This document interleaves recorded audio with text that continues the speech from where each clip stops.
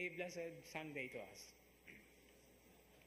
There are actually two important words that we have heard from the first reading.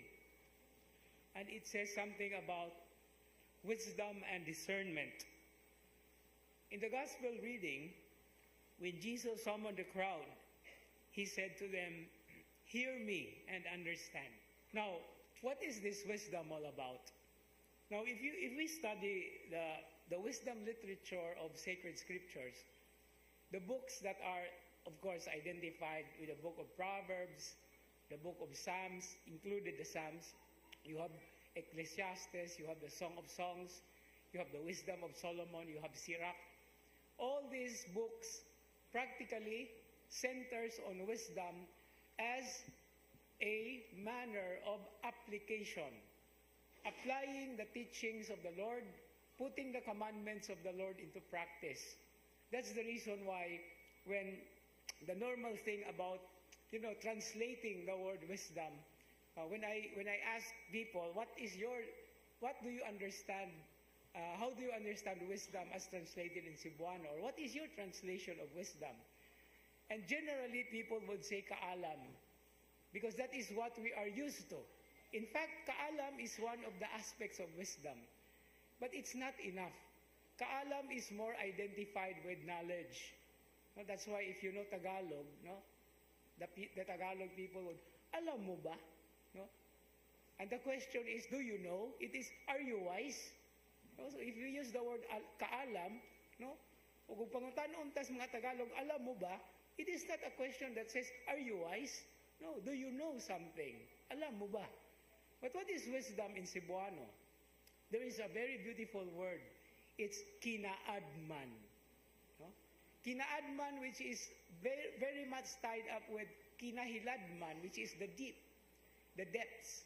That's why between knowing and understanding what we know, that is where wisdom is.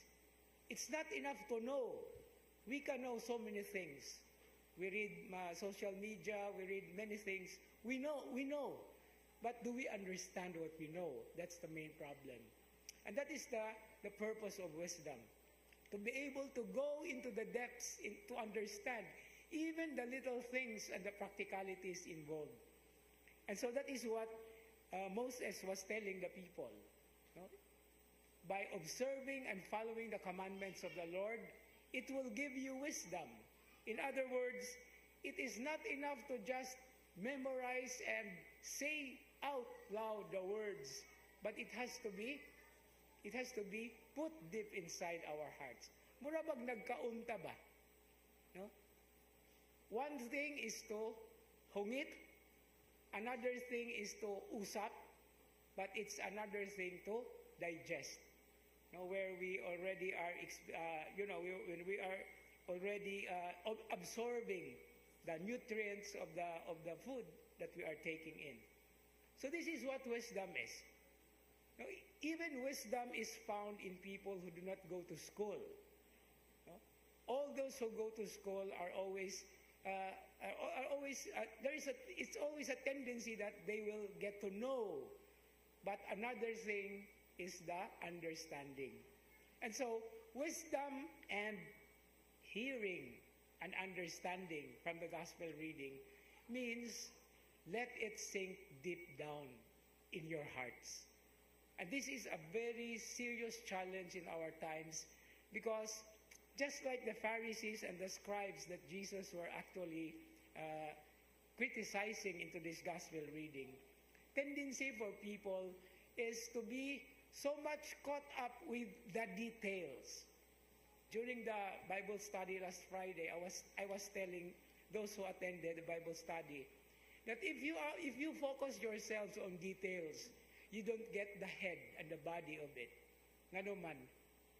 Just close your eyes and listen to the word detail.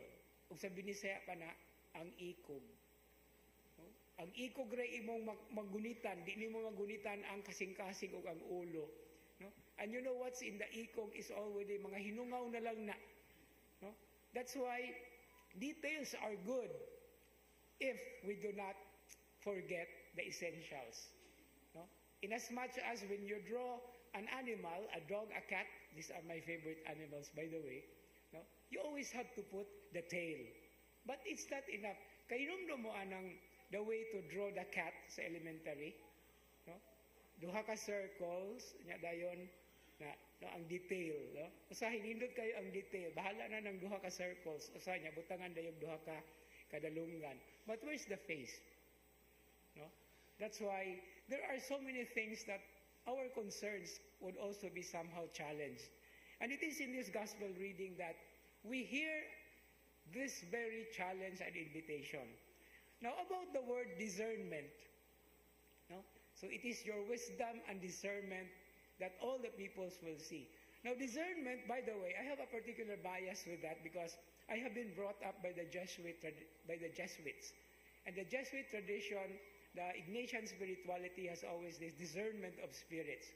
Discernment is actually connected with looking at the details, but considering them as essentials as well. Because discernment, I was also asking the people attending the Bible study last Friday, what is Cebuano for discernment? And the word for that is pag-aninaw. No? And pag-aninaw means you have to look sideways and backways and front. No? That's why when you talk about aninaw, there is always the word connected, anino. This is the shadow. You know, sometimes, if we do not consider the shadow, the picture is not complete. Kaya ang mga larawan nga itong makita, naadyo na sila'y anino. And what are these shadows? Sometimes they are the things that remind us of so many things that we forget. Diba? There is always a shadow lurking over us precisely because ganahan po na sila nga ato ang tan-awon. That's why we have to look back. That's why we have to reflect. That's why we have to discern. That is why we have to pray. We have to review so many things in our lives. Because as much as the journey of faith is concerned, we will never reach our destiny if we do not look back where we come from. Diba? Sulti man na ni Jose Rizal Mandagwayra, no? Ang taong hindi marunong lumingon sa kanyang pinanggalingan ay hindi. Very good. But I have another version to that. Ang taong hindi marunong lumingon sa kanyang pinanggalingan ay may stiff neck. And I hope in the journey of the faith, we will not be constantly troubled by stiff necks. Unsa may stiff neck sa Biblia? Unbelief. No? So ang pagkawalay pagtuo. Now about the details that Jesus is talking about in the gospel reading, it needs another time to talk about. But the most important thing is knowing the law, especially love for God and for others, should always be manifested, even if we do little details to it. But again, as I said, the details are good if they are always incorporated with the body, with the heart, and with the head, so that we will have a bigger picture and a complete image of what we are, who we are, and what is God and who is God in our lives. Because without Him, the Gospel of John says, we can do nothing. In fact, without Him, we are nothing. Amen.